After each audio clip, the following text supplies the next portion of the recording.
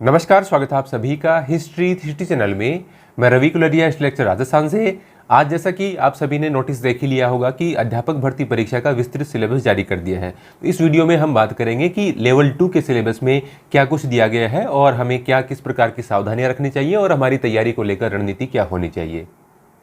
देखिए, सामान्य तौर पर तो आपको पता ही था कि परीक्षा 300 अंकों की होगी, एक ही पेपर होने वाला है और 2 घंटे 30 मिनट में आपको ये परीक्षा देनी है। कुल 150 प्रश्न होंगे, यानी 2 नंबर का एक प्रश्न होगा, तो 300 अंकों की परीक्षा, कुल प्रश्न होंगे 150।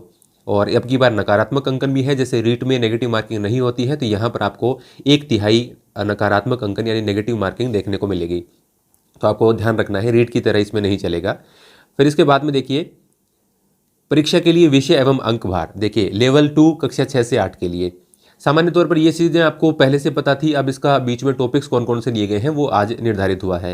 राजस्थान का भौगोलिक, ऐतिहासिक और सांस्कृतिक ज्ञान और राजस्थानी भाषा।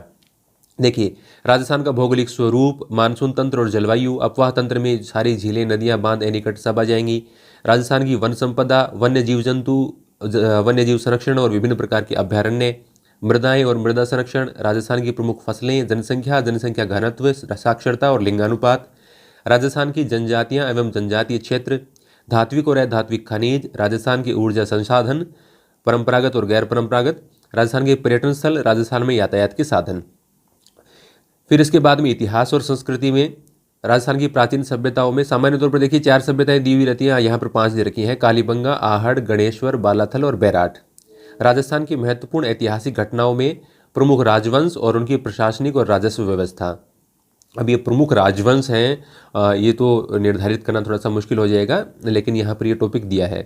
राजस्थान की स्थापत्य कला में किले, स्मारक, बावड़ी और हवेलियाँ। राजस्थान के मेले, त्योहार, लोक कला, लोक संगीत, लोक नाट्य और लोक नृत्य। इसी प्रकार से सांस्कृतिक परंपरा और विरासत है। धार्मिक आंदोलन, संत और लोक देवता हैं। महत्वपूर्ण ऐतिहासिक स्थल, प्रमुख व्यक्तित्व, राजस्थान के वस्त्र एवं आभूषण, चित्रकलाएं और हस्तशिल्प। 1857 की क्रांति में राजस्थान का योगदान, जनजाति और किसान आंदोलन, जैसा कि हम फर्स्ट ग्रेड में भी हमने ये लगभग टॉपिक्स देखे हैं सारे के सारे। प्रजामंडल और राजस्थान का एकीकरण। राजस्थानी भाषा में देखिए, बोलियां, विभिन्न कृतियां, साहित्यकार और संत साहित्य और लोक साहित्य। तो ये राजस्थानी भाषा से संबंधित यहाँ पर महत्वपूर्ण टॉपिक जोड़े हैं। फिर उसके बाद में दूसरा जो आपका 50 अंक का है और इसमें से 25 प्रश्न आपके आएंगे, यह है राजस्थान का सामान्य ज्ञान। इसमें प्रतीक चिन्ह है, राजस्थान सरकार की फ्लैगशिप योजनाएं है। तो देखिए, इसको आप करंट अफेयर का भी पार्ट मान सकते हैं। जैसे हम करंट अफेयर के मैं नोट्स दे रहा था, मंथली नोट्स देता हूँ, जैसे कि 3rd ग्रेड और 2nd ग्रेड के लिए, तो उसमें मैंने फ्लैगशिप योजनाएं और राजस्थान सरकार की जो जन कल्याणकारी योजनाएं हैं, इन सब की PDF पहले से ही आपको बना के दे दी थी। तो ये यहाँ पर देखिए सामान्य ज्ञान में दे रखा है, लेकिन ये सामयिक विषयों में भी आप मान सकते हैं, क्योंकि जन कल्याणकारी योजनाएं राजस्थान की जो चलती रहती हैं वो करंट का भी पार्ट मानी जाती हैं। और राजस्थान सरकार की जो फ्लैगशिप कार्यक्रम है, जिनके पोस्टर वगैरह भी आते रहते हैं, आपने अखबार में देखे होंगे, तो बहुत इंपॉर्टेंट है और बहुत आसान है इनमें नंबर लाना। फिर देखिए, प्रमुख अनुसंधान केंद्र, प्रमुख धार्मिक स्थल, प्रमुख खिलाड़ी। तो देखिए, प्रमुख खिलाड़ियों में भी आपको जो वर्तमान काल में खेल रहे हैं वो खिलाड़ी, क्योंकि पिछले कई वर्षों की उनकी उपलब्धियां हैं, तो वो भी यहाँ पर पूछी जा सकती हैं। तो ये भी मुख्य तौर पर आप मान सकते हैं कि करंट का भी इसमें मामला है और थोड़े पहले के भी पूछे जा सकते हैं। बाद में देखिए, प्रसिद्ध नगर और स्थल, राजस्थान के प्रमुख उद्योग, राजनीतिक और प्रशासनिक व्यवस्था। अभी देखिए, देखने में छोटा लग रहा है ये टॉपिक, लेकिन ये बड़ा हो जाता है। फिर राजस्थान में जन कल्याणकारी योजनाएं, देखिए आपका हो ही जाएगा, ये सामान्य तौर पर करंट का पार्ट हो जाएगा। शैक्षिक परिदृश्य में देखिए, शिक्षण अधिगम के नवाचार, इन पर हमें नज़र बनाए रखती है, क्योंकि ये होते रहते हैं परिवर्तन, उनमें आगे भी इस सत्र में भी जो होगा उसके बारे में हमें विशेष तौर से ध्यान रखना होगा। केंद्र और राज्य सरकार की, राजस्थान सरकार की विद्यार्थी कल्याणकारी योजनाएं और पुरस्कार। तो ये भी पुरस्कार देखिए, ये करंट में भी चलते रहते हैं और कई पुरस्कार ऐसे हैं जो सालों से चलते आ रहे हैं। जैसे आप गार्गी पुरस्कार की बात करेंगे तो वो हर साल से, इंदिरा प्रियदर्शनी पुरस्कार है वो तो हर साल दिया जाता रहा है, तो उसके बारे में हमको पढ़ना है इस पार्ट को। विद्यालय प्रबंधन और संबंधित समितियाँ। अब विद्यालय प्रबंधन और ये जो SDMC वगैरह है, इसके बारे में भी हमें जानना होगा। और जो सामान्य तौर पर फर्स्ट ग्रेड में के मैनेजमेंट में आता है थोड़ा सा पार्ट, वो यहाँ पर दे रखा है। राष्ट्रीय शिक्षा नीति 2020 राजस्थान के परिप्रेक्ष्य में, तो ये हमें देखनी है।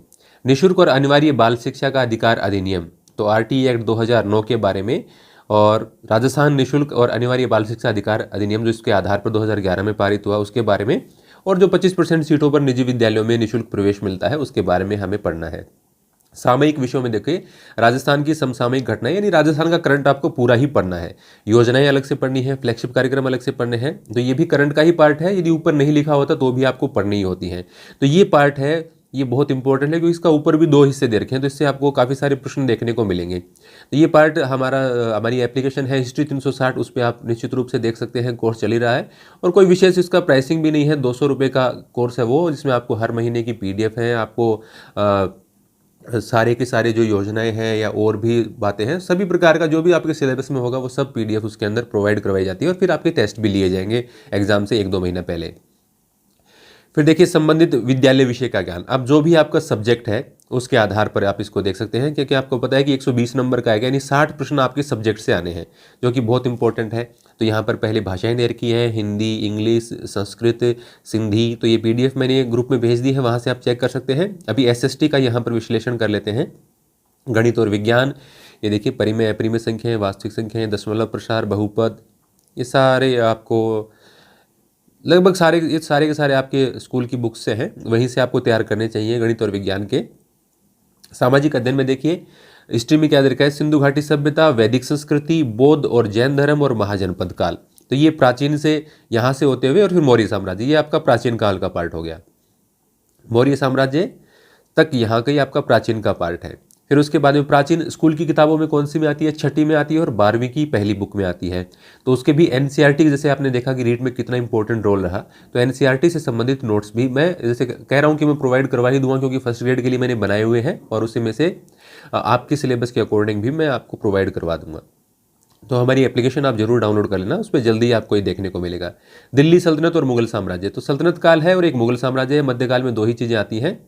तो दिल्ली सल्तनत का विस्तार देर का है, मुगल साम्राज्य और राजपूत राज्यों के साथ संबंध, सल्तनत और मुगल कालीन प्रशासनिक व्यवस्था, ये इंपॉर्टेंट देखिए, इसमें थोड़ा सा जोर भी आएगा पढ़ने में, और पृथ्वीराज चौहान ये दे रखा है। तो सल्तनत काल है, मुगल काल है और एक पृथ्वीराज चौहान आपको पढ़ना है।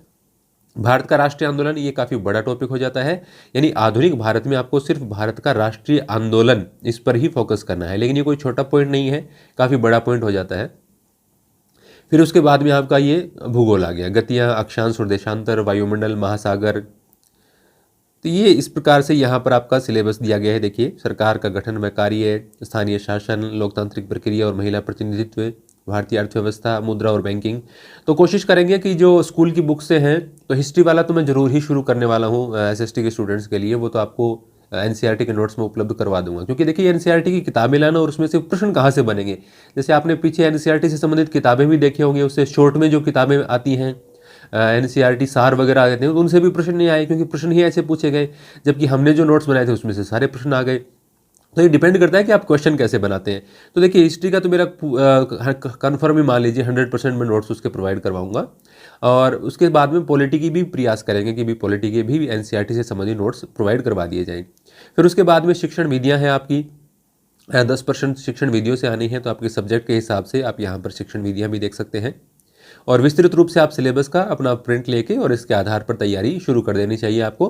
पुस्तकों के बारे में भी जल्द ही मैं आपको वीडियो के माध्यम से बताने की कोशिश करूंगा। तो यहाँ पर ये हो गई, और उसके बाद में मनोविज्ञान, 10 प्रश्न आएंगे, 20 अंक हो गए इसके शैक्षणिक मनोविज्ञान में। देखिए अर्थ क्षेत्र कार्य, अभी प्रश्न तो 10 है, लेकिन सिलेबस में काफ़ी सारी चीज़ें इसके दे रखी है। देखिए शैक्षिक मनोविज्ञान, बाल विकास, व्यक्तित्व, बुद्धि, अधिगम, अधिगमकर्ता के प्रकार, अधिगम की कठिनाइयाँ, अभिप्रेरणा और अधिगम, समायोजना की संकल्पना, और इसमें अध्यापक की भूमिका आती हो गया। और इसमें 5 प्रश्न आपके सूचना तकनीकी के आएंगे। तो सूचना तकनीकी भी आजकल इसके साथ ही शामिल होती रहती है, इससे फर्स्ट ग्रेड में भी यदि आप देखेंगे तो सूचना तकनीकी है वो लास्ट में आपके ऐड की गई है, जो आपका साइकोलॉजी का सिलेबस दे रखा है उसमें। तो यहाँ पर आपके 5 प्रश्न आपको सूचना तकनीकी के देखने को मिलेंगे। तो ये इसके सिलेबस के बारे में जानकारी है, और आप एक बार विस्तृत तौर पर खुद भी सिलेबस को पढ़ें अपने को, और देखें कि हमको किस पार्ट में दिक्कत आ सकती है, किस पार्ट के लिए हमें किस प्रकार से प्लानिंग करनी है। और मैं भी समय समय पर आपका साथ देता रहूँगा।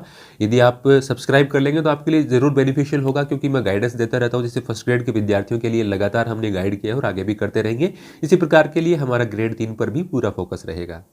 धन्यवाद।